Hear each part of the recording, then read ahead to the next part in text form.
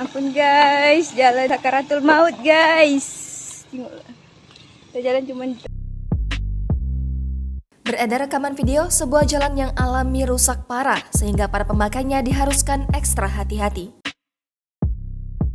Hal itu diketahui dalam unggahan Instagram @sisiterangofficial pada Selasa 19 Juli 2022.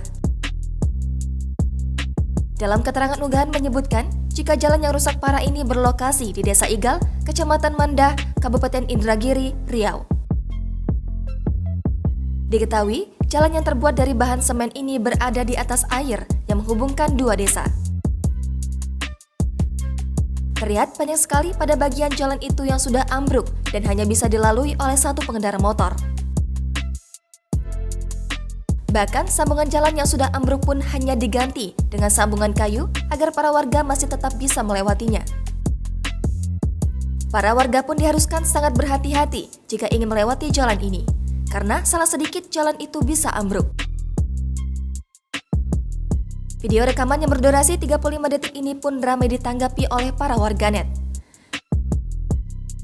Banyak yang mempertanyakan bagaimana kinerja pemerintah setempat terkait infrastruktur yang seharusnya memudahkan para warganya.